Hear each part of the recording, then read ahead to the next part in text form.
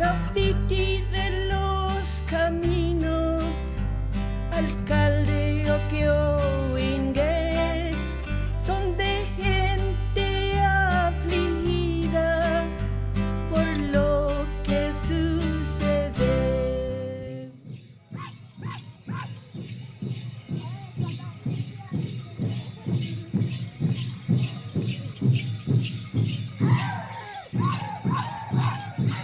Last night I was making my goddaughter's son a headpiece. It had parrot feathers surrounded by eagle feathers. My goddaughter came this morning and picked it up and she said, "That's a beautiful piece." Each pueblo has a dance. And my great-grandmother told me when one of those pueblos loses its dance, they lose their tradition. And our dance is the deer dance. Santa Clara is a ram dance. San Ildefonso is the basket dance. Nambe is the buffalo dance. Pohuaque is the butterfly dance. Tesuki is the rainbow dance. So far, they've been able to grasp and hold on to those dances. When you're young, after you dance and practice for a dance, before they open the doors to the kiva, they give you advice. They tell you, "Kuiwa se wambiambe," and the door is open. You go out there and you do what we're telling you to do. And all you got to do is practice it and keep it.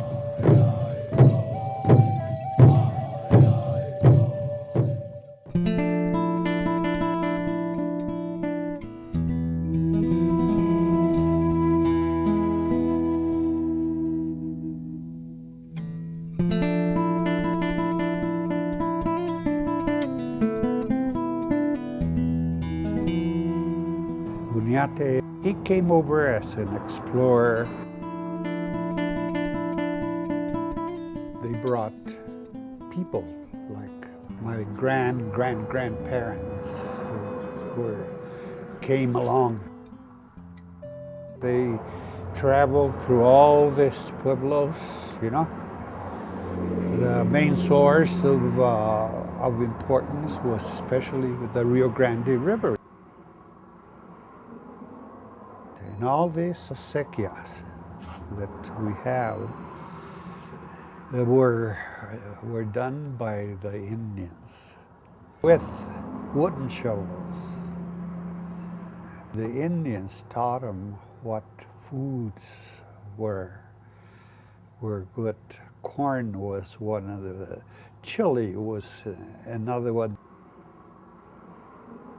They used to have the little chili like this.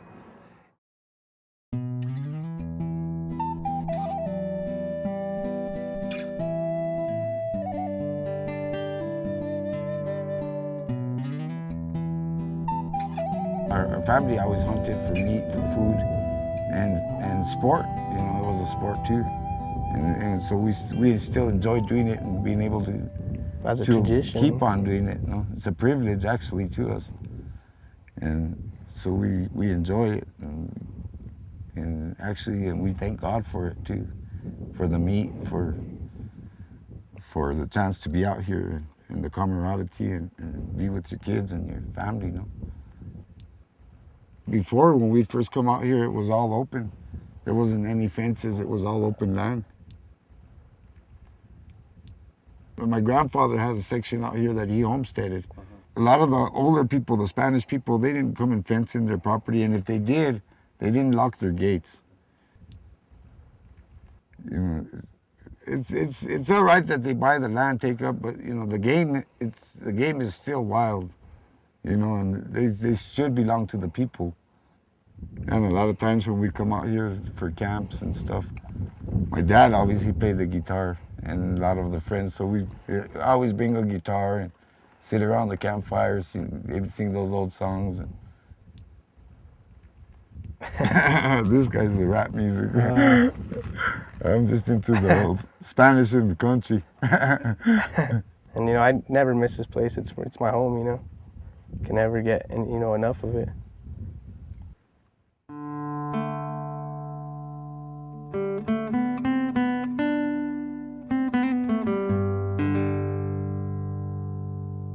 This was the dugout, and as the people came here, they usually had covered wagons, and the first thing they would do is build a dugout so they would have a cool place to store food. And also, they usually lived in them until they could build a home. This was the Dara place, and my dad loved it from when he was a little boy. He would come and visit Mr. Dara, and Mr. Dara could see into the future and would tell Dad things that would eventually come to pass. He described a television one time.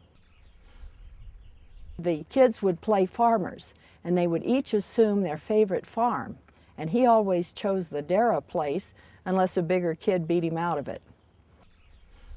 When I was 2.5, my dad was able to buy it. Mr. and Mrs. Dara had gotten up in years and could no longer handle the place. Mother loved the dugout. Boxes of things and pots and pans and any fruits. I still have some of her canned goods. Mother did a lot of things to try to preserve this, trying to keep the cows off by planting cactus on top. But the cactus got heavy and contributed to the destruction of the roof. My children and my grandchildren have had very little introduction to this. Once in a while, they'd get sent to the cellar to get something from Mother before she died. She'd say, "Oh, run to the cellar and get this. Run to the cellar and get that." Like, go on this joyous trip. It was all in the inflection in her voice, something she wanted us to know, to feel, to experience. There's a part of me that thinks, let the earth go to the earth, and a part of me that, oh, let's save it for posterity. At what cost? Everything evolves. You just can't keep it pristine. And the memories will go with me except for what I might write down or tell to my children. I am trying to write some of these thoughts down.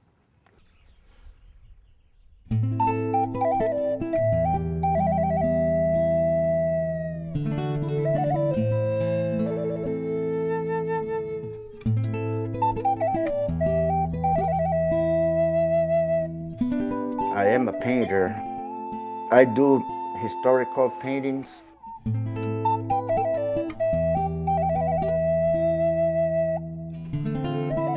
In the early 1960s, a Dr. Herbert Dick came in, and he was a very interesting man and brought before us a proposal to see if he could do some digging here.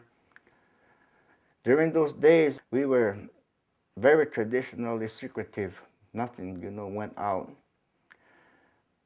But the man was recognized very much so, and the respect was gained, and he was let in. So this was the start.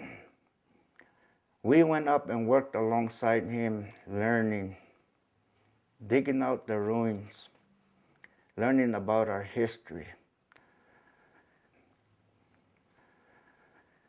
Here is another picture. We would go along our stream and capture fish by using a willow net that we wove, and we would drop it in the pools down the canyon between Embuda and here, deep pools where we would capture fish. Some of these senses I keep true, and I hope people will tune into falling in love with the land and what's around you, and being thankful and not taken from it. Because that is the only way to preserve what we have here, because without it, we will be nothing. We'll slowly be guided into the machine world and get our minds more disrupted. This is a thrashing wheat. We had an old thrashing machine at the village, an old McCormick thrashing machine run by an old tractor and a belt.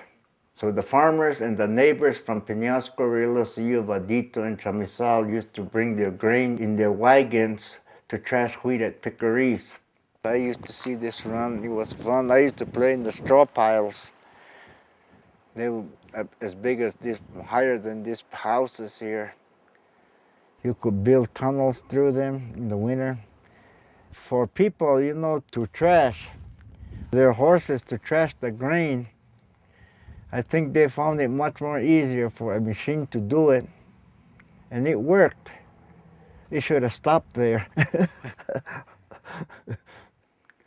I think the last time they trashed wheat was probably in 1962. People just lost interest in farming. Now they can go to the store and get a loaf of bread. But I look at farming as a continuation and also a graduation as time goes on. Prior to that, they were doing it with the ancient gardens that are permaculture gardens and are still working. You won't believe that.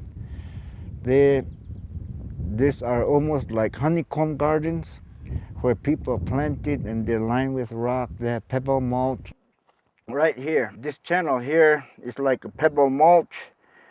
It extends to here, and it comes to here. Then it channels into this where it's square again, and then another channel starts there and extends this way and goes that way and then extends that way. These were the ancient farmers hundreds of years ago. You can tell here, look, the further you go, see, look, it's damp down here. Corn, squash, the chilies, all kinds of vegetables and edible foods were planted in these little honeycomb gardens. But the reason they're designed like this is so that they would capture the water, distribute it, capture the food source that comes from up there, all the animal droppings, all the vitamins that a plant needs. Like this one here is a good example. See, water comes down and this little sediment here, this is nothing but food. It stops here, you see, soaks into the ground.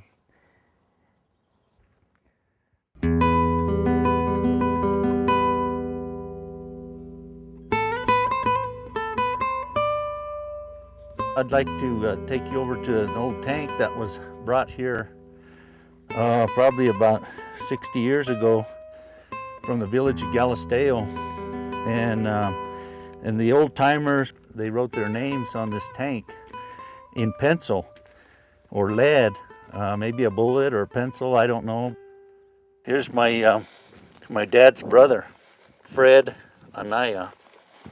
Right here you can see another one of the, probably a sheep herder, was Luciado Jaramillo, and he dated this November 28th, 1949, from El Rito. You can see the E and the O, but it's kind of worn out there. But these were probably sheep herders that kept coming back to work for my grandfather. And here he did sign it again in 1950. So it seemed like every year he came back, he signed the tank. Right here, my grandfather signed it, Basilio Anaya. And that's what we named the ranch after. Here's my great-grandfather, Abel Anaya. He didn't sign it, but he printed his name in capital letters. And Abel Anaya had a lot of sheep here at one time. My great-grandfather, Abel Anaya, homesteaded this place back in about the 1800s, late 1800s. 1907, April 17th.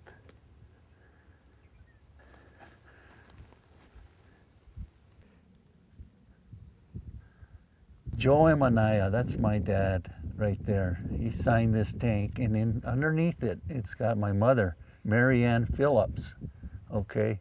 And then it said, married September 10th, 1955. 6 children, lived Galisteo from 1960 to 1988. and then they moved to Stanley in 1988.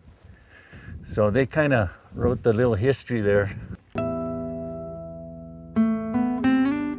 That tank's got holes in it. It's no good, but that tank has a lot of history.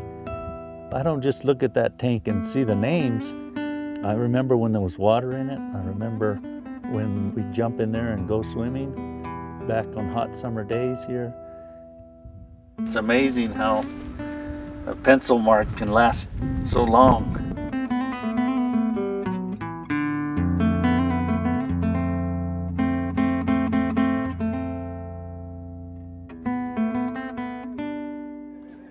Those two apple trees, this one is a peach tree. All these lines are pear trees, except that one way on the end is an apple tree. And that cherry tree right over there is the sweetest. Do you want to go see?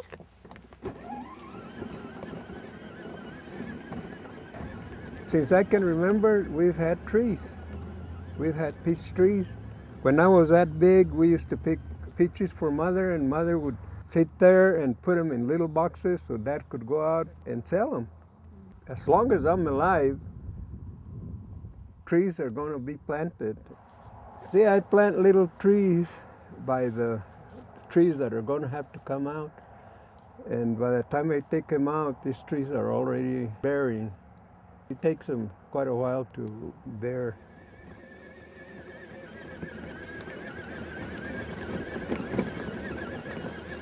This is the sweetest cherry tree. I really like this one because I can pick some from that lower branch and some high branch because it's very sweet. I want the family to stay here. We have a little great-grandson that is very interested, so he might be the owner someday, you know, unless he likes to talk a lot, so maybe he want to be a lawyer, I don't know what. That's our wind machine right over there. That motor is kind of beat up a little. It's like hot in the motor, so a little bit goes to the repellers, like the airplanes, and it gets it a little black. It goes all the way around. Well, if you want to look at it closer, you could just walk over. We also have a cannon that scares away the birds. I want you to look at that tree. It's hollow. It was cut so we could take it out. Here, over there, and over there. And then it started sprouting, so we left it 100 years old. Well, here's one apple.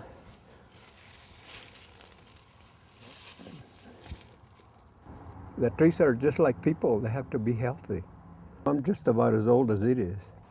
It started dying and then it started back up again. And well, you can see it.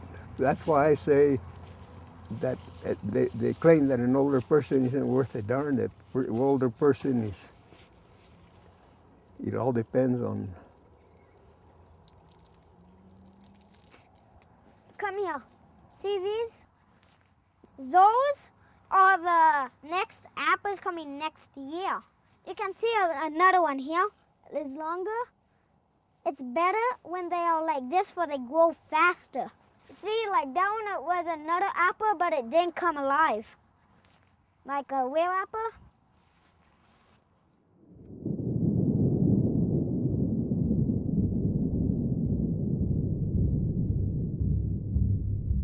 What you see here is a teepee that I made when I was younger, really wanting to learn about my own culture as a Hickory Apache. A lot of the older people are dying, and they're taking a lot of that knowledge they've had with them. So we've been trying to give them a means to try to pass on the culture that seems to be getting lost. This teepee here is made in Apache style. The Apache teepees have 4 pins and they're pretty close together. I've actually used 9 poles, and a lot of people say you're supposed to use 12, but I was told that 12 teepee poles are meant for ceremonial teepees and And this is not a ceremonial teepee. And so we can use 9 or we can use whatever works. I was told that all homes are made outside, so I used my backyard and I rolled out all this canvas and I sewed it together. And as you can see at the bottoms, the Apaches don't put hems, you know, it's just basically a raw edge, and they use these little rocks to pin it down. In the old days, teepees really represented the families. It was the woman's home. It was the woman's responsibility to take care of the home and manage the home. The women used to put teepees up long ago, but the teepees were, for the Apaches, they were a lot smaller than this. And those smaller teepees a woman could put up. But nowadays, you know, the men help us put these teepees up because it takes 3 people, but I know you can do it with 2 if you know how. Long ago, teepees were made out of buffalo hides, and I was told it could take from 5 to 6 hides to do a teepee. They were around 6 feet in diameter. They said they used to just sleep in them, you know, in those days, and they would keep a fire on the outside and do all their cooking outside the teepee.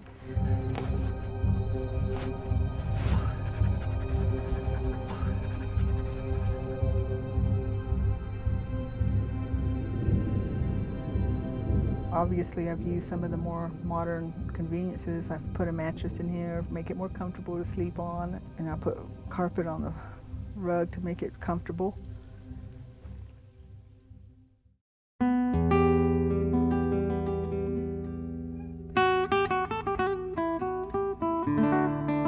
My father, when he bought this piece of land in 43, I believe, he essentially recreated the world that he had known as a child in Las Truchas. And he adapted it to an altitude 1,000 feet lower. And he set up as much of a self-sufficient farm as he possibly could, planting fruit trees, growing lots of chili. And we grew up with my father giving us our morning instructions in Spanish, and we were to work the fields, tend the animals, cut wood, haul wood, and so we grew up in the secure environment of the Spanish language. It had been used here for 300 years at that point. My English began to get stronger and stronger because we spent so many hours in school, and that was such a vital and compelling activity.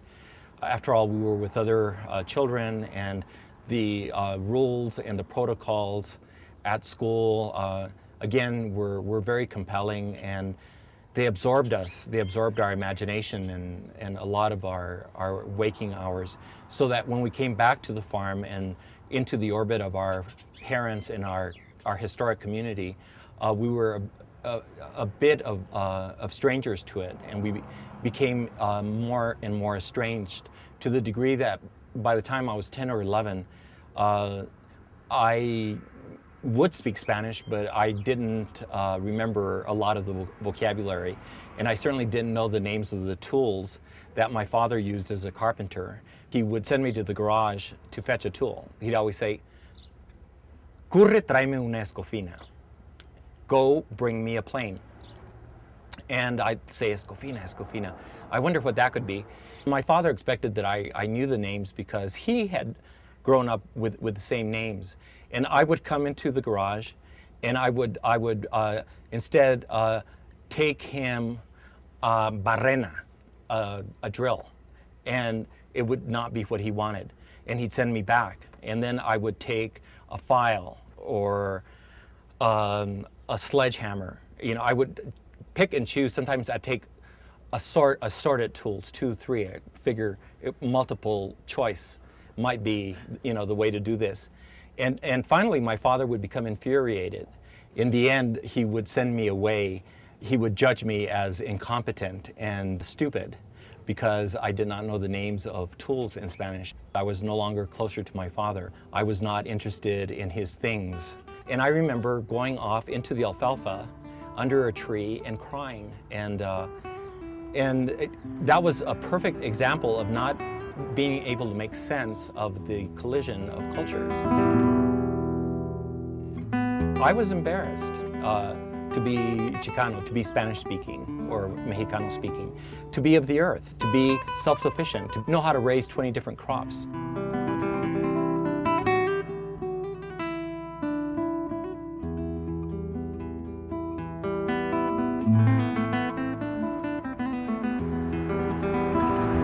What's happening in this scene is, in fact, the transplanting of chili. It happens in the late evening, so it's a late evening shot.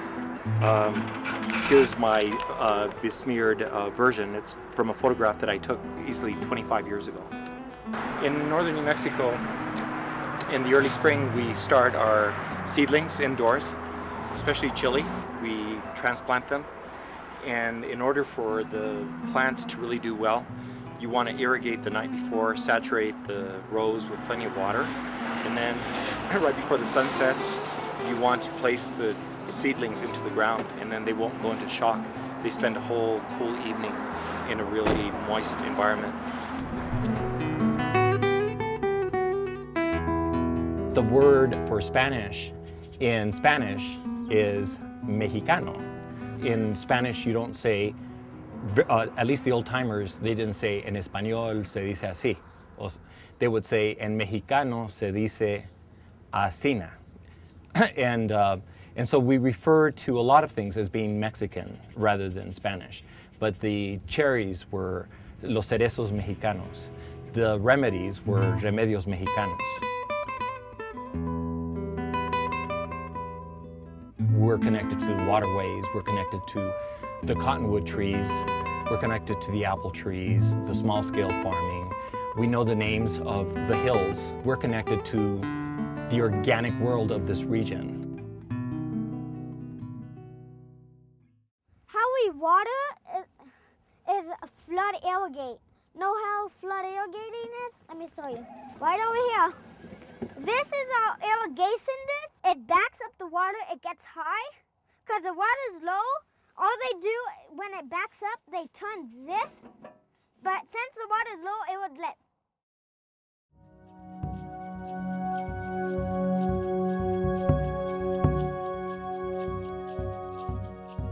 I grew up in the Forest Service. My dad was a forester. And that's how come I ended up in Penasco. Protecting the land, as far as I'm concerned, doesn't mean locking it up. It means letting people use it. And yes, there's going to be some impacts on the land, and some of it is good, and some of it may not be as good, but it still needs to be used. And as far as the skiing is concerned, it started in here up the road about 5 miles from here, the old El Piedra area. And this was back in the days when CCC camp was in existence during the Great Depression. And that was the very beginnings of the ski area. Our kids went to school in Penasco, and at that time they were the only two, shall we say, Anglos or whatever you want to call them, but there was no problems. And as our business grew, we had to have a little help, so we hired the local people. My dad, he was the first worker for the Bullander family from the village, and he used to rent skis to the tourists. And he took a pair of long wood skis and he cut them in half and then laminated them, made a short pair for me. The best memory for me is the fact that I learned to ski. And I appreciate the fact that my dad started me at about 5, 6 years old. Whenever I come to Sipapu and I think about myself as a young man, I realize that this is probably the place where I really learned to live with nature. They learned to ski here. And as far as I'm concerned, that's part of protecting the environment, the community, and it was pleasurable for us to have those young kids around. When I was working for the Bowlanders, one of my jobs in the wintertime was to put snow seal on the leather so it would preserve them. So that was a lesson about conservation right there. I was learning about ecological change. When Lloyd would take me in his Jeep up the hills here, and he would pay attention to making sure that the slopes were seeded and grass would come up to hold the soil so it didn't erode. I'm sure that at the time, I probably did not appreciate what that meant. We got a lot of good out of the kids, and the kids got a lot of good out of us. We had a lot of kids. Some of them lived with us, and they became like our kids, to the fact that sometimes the tourists would ask them, well, where's your mom? And they would, rather than explain, say, well, she's wherever I happen to be. It was simpler than trying to explain that, no, they weren't our kids. This guy here, Bruce, when he was a little guy, about like so, and I was digging the trenches for the foundation right there on that east side of the lodge. I would dig out with a pick and shovel, and the rocks would be about like that size, and he'd sit there and watch me, and then when I'd turn my back, he'd kick them back in. And that's how we formed our friendship.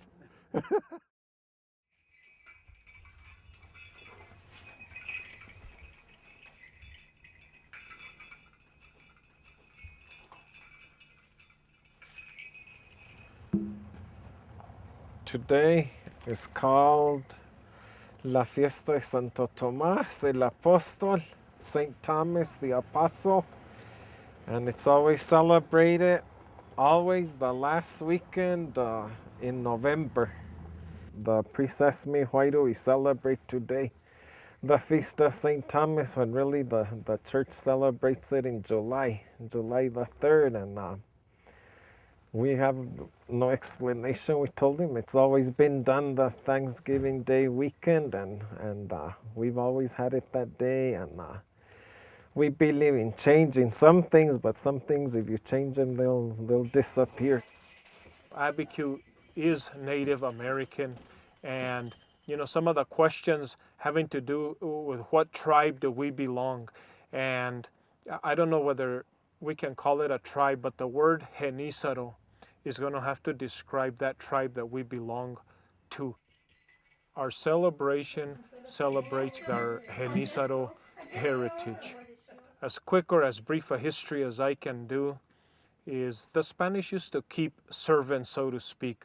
Spanish people would pick up mainly Indian kids at these trade fairs, and they would pay a ransom, what was called a ransom, as opposed to in slavery where you would actually purchase property or people were property. But you were indebted to the person who paid your ransom. And so you would end up probably serving in their household in some capacity until that ransom was paid. Now the law didn't allow you to keep someone in servitude past young adulthood, which is about 18 years of age. When these Genízaros were being freed, they were actually also becoming citizens. So immediately, by Spanish right, they had to give them land, and they were just citizens like anybody else. Genízaro mean also, what I grew up with it was that it was, all kinds of Indians, the Tegua, the Pueblo, the Navajos, the Utes, the Apache, the Comanches, all Indians were Genízaros, and they might have been outcasts from other tribes and other different parts of the country, but they all came to ABQ and they started a new life here and they got united. ABQ was at the furthest or at the most northwest point in the settlements, and the Spanish had also tried to settle in ABQ before, and they couldn't because they kept getting raided. So the conditions that were placed on the Genízaros in ABQ were to run militia duty and to protect the Spanish colonies. We have several dances. The main one is called the Nanie, and what they've told me, both Santa Clara and San Juan, our neighbors, is that And Nanie means the butterfly dance. And as you see the girls, the way they paint him, they have the little circles around their cheeks, and then it's dotted with white paint, and they say that that represents the sun, and also the ribbons, the flowing of the butterfly, they're all colors. And my grandfather said that years ago it was the big people that danced. Whoever had it in their heart to dance, they would dance. The little girls, you know, like Dexter mentioned, also aspiring or wanting, you know, to look up to even just to that opportunity perhaps to be able to dance. And then you see the ones that have been past dancers, you know, reminiscing with, you know, how many years they dance and so on and so forth. I refer to ABQ as being a miracle. Because believe me, we were through all our history, somebody's been trying to take ABQ away. Don't think, you know, that we were just, it just is. You know, it took some effort from our forefathers to keep this place.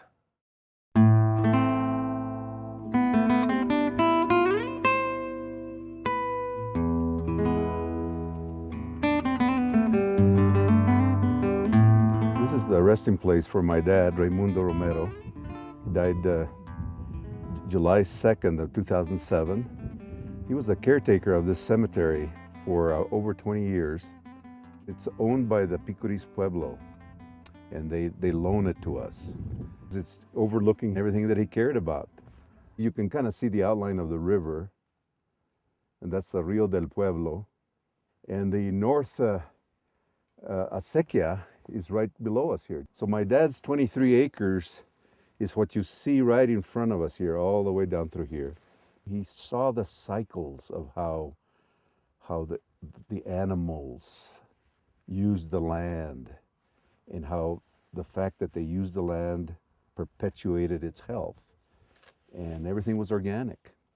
Look, just below us down here, the Pueblo, our Picuris neighbors who surround us. Picuris Grant is really surrounding us on all sides. And this is like an exception here for the other people. And so he always would say, you know, we got to make sure that the water that flows through this little village is clean and abundant for our neighbors down below. I think that Vadito, in some ways, in some of the other villages on the high road to Taos, are still very, very much like an older generation of villages. They're still very closely knit. There's still a sense of very tight communities with all of the problems that little communities have, even the gossip that goes on in little villages.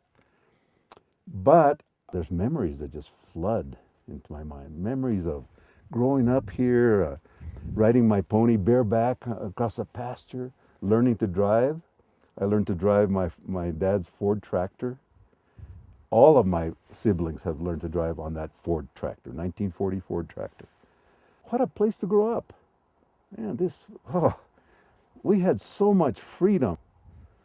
A day like today is beautiful. This morning you should have seen it here. God, all the trees were just loaded with snow. And a little bit of sun was creeping up from the east, and the light was perfect. Snow falls on the land. The trees and the root systems capture that moisture, and it goes into the aquifer.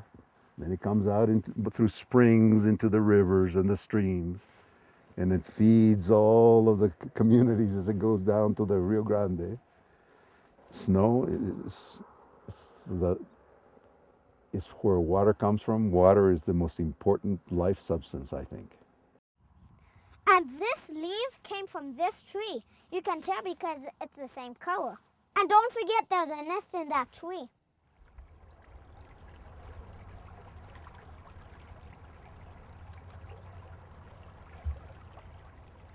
There's two things that go hand in hand in our culture that have to do with stories and being a woman. And that's that all of the stories happen in the kitchen. And so you have to do your time in the kitchen. You have to spend the whole day with your grandma in the kitchen, cleaning and cooking and all of that in order to get the treasures that are the stories. There are several stories that my grandma had told me about different subjects, but Carpio, they were just kind of naughty. I have told that story, I don't know, dozens of times with no reaction. But when Ryan and I were walking down this field here in New Mexico, and I told him that story, he said, wow, that would make a great movie. You can pretend to be all holy or whatever you want, Maria. But I say a woman still deserves to be loved. Ay, qué lindo.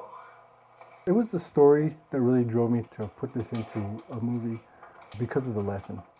A lot of stories that I was told growing up had a lesson to them. In Diné culture, it's, we're taught lessons through coyote stories. And in my filmmaking, that's what I really look for is, what can be told. Although I love books and I love written literature in general, sometimes it gets a little old, it gets a little dusty, and the story loses its charm. Hello, I'm Cassandra Corrales, and I am playing the role of Petra. She is the wife of Hector, and she's having an affair with Carpio, the maintenance man. C5, take 2. Action. You can have a little bit of fun, it's okay. The major difference between the oral tradition and filmmaking is the transmission. It's the technology. Some of us, some of our traditions now, our modern traditions, are watching a particular movie, like The Wizard of Oz on Thanksgiving. And I think that just harkens back to the oral tradition, when we're all sitting together and somebody's telling us a story and we're experiencing it all at the same time. One dynamic I really enjoy is the husband and wife dynamic. What I've seen a lot of the older generation, older men, they're hard workers. They're, the land, it connects them, and it's what drives them. They need to work because it's just how they grew up. Their fathers did it, and if they can't work, then there's something missing, it seems, and I really wanted to show that. The irony is that my mom is the one who always told me, well, you should write those stories down because I didn't really even have time to spend with your grandma like that. And my mom kept saying, well, write them down and we'll do a short story, a collection of short stories, a book, a web page, something. And I never wrote them down. I never even wrote them in a journal, and I write a lot. And I don't know why they never appeared on paper, but after I saw it in film, I see why they never appeared on paper, because they were just too colorful. They were just too vibrant, and they needed to be portrayed visually. We have this connection over the years, and as much as we think that we're all, we're different from our grandparents, our situations are the same.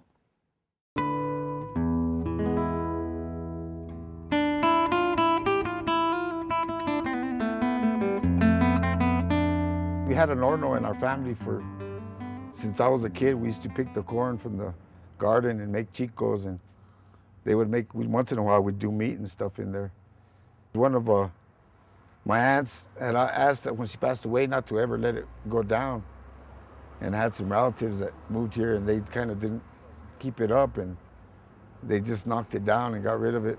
When they came back and took over the ranch, it was like more of a hassle than a pleasure or something to be cherished, And now I think he's coming to realize that it's more that it actually he's blessed to have something like that. So they're trying to bring back everything the way it was, raising cattle, actually gardening, big gardens, Now he wants to build another horno back there again. He wants me to come and build one. A lot of people used to use a square adobe, and they'd get a hatchet and chop it to make an angle going and laying them to make the round horno. And then one of the janitors at the school, we were talking because we would make chicos in the horno at the school. And we were talking, and he told me I wanted to make one, and he told me that he had the horno, the form that used to be my great-grandfather's.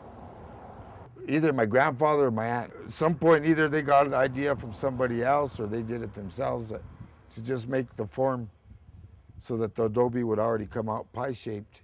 They just kind of fits in, and then as you're going up, you start adding more mud in the back and closing it up, because it was easier to make the hornos if you had the adobes already shaped than having to be there with a hatchet shaping them, you know.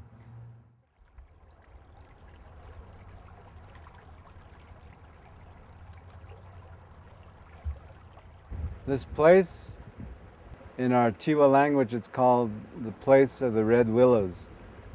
I grew up here. I grew up speaking Tiwa. That was my first language.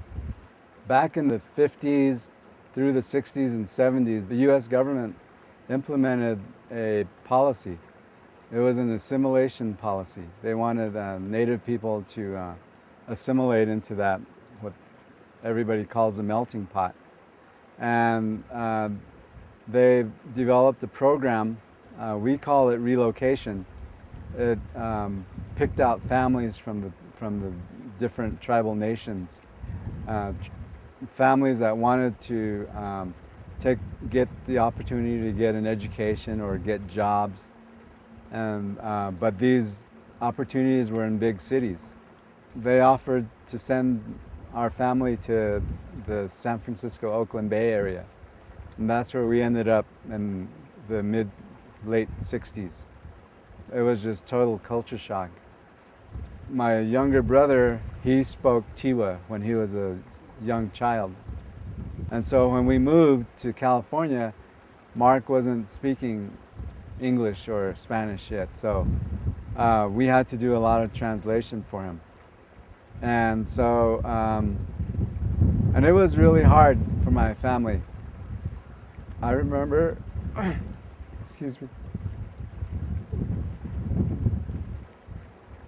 I remember being away from our family, relying on each other and nobody else. So we adapted, you know, and as we've always had to do, you know, people adapt. And so we stayed there until the early 70s, and then we came back. And but when we came back, that was another culture shock, because my brother and I were fluent in English. We still spoke Tiwa, but not as well as we did when we left. And when we came back, our peers considered us outsiders because, you know, we were city boys to them. We grew up in the city. And for some reason or another, they had a sense that we were more sophisticated than they were, but we weren't, you know. We were actually at more of a disadvantage because of the fact that we had this big gap that we had developed in our lives that we could never fill, because, you know, we didn't do the ceremonies, and you know, we didn't speak the language for those many years that we were out there. Yeah, I had to relearn it. If we lose our language, then we lose this place. Without the language, you know, you can't refer to our ceremonial places here. You can't refer to the mountains by their name in our language. You can't refer to the water or the birds.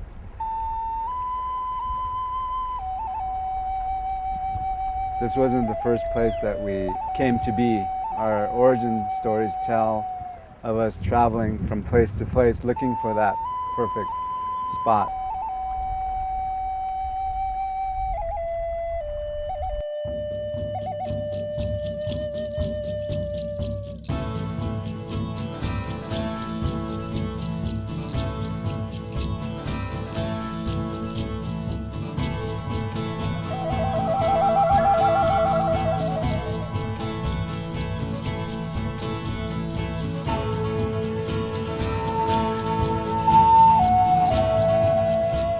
you want to be a farmer? I already am.